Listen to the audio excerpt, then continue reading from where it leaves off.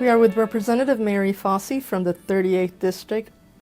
You are now part of leadership. Please talk to us about that.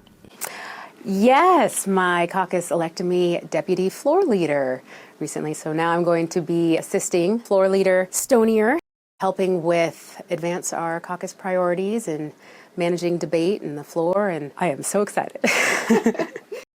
And then I want to talk briefly about your committee assignments. You're in labor. We talked about that last time. Where else are you serving?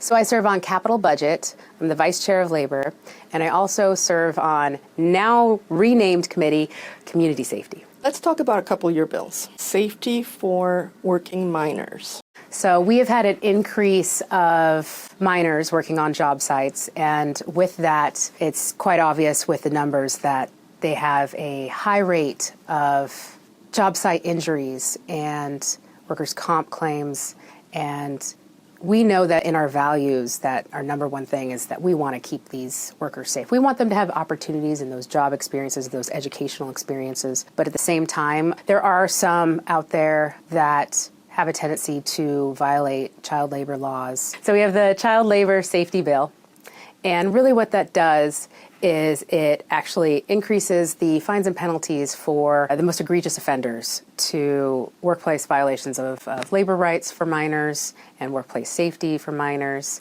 And there's something that businesses will get. It's a minor work permit.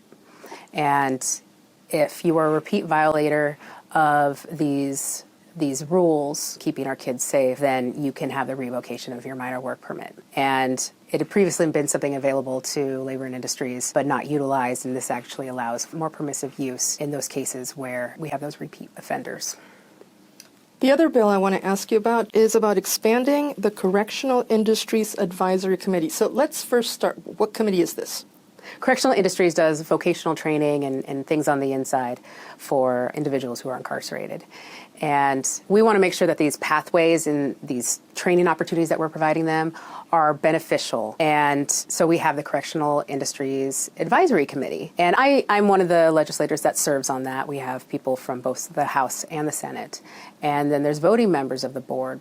But currently on the committee, there isn't anybody with any lived experience who has actually been incarcerated or really has felt directly the impacts of the decisions being made there and what it has on the folks there. So this bill is kind of a continuation of a previous policy that we had, Nothing About Us Without Us. And that was a fantastic bill passed by the legislature last year that really ensured that people with lived experience were going to be at the table when decisions made about them were happening. And so that bill looked forward with this committee already being in statute and already existing. It was unfortunately left out of that mix. So this bill will bring two people with lived experience to the advisory committee to be able to help dispel myths, to be able to provide real lived experience feedback so that we can be doing the people's work.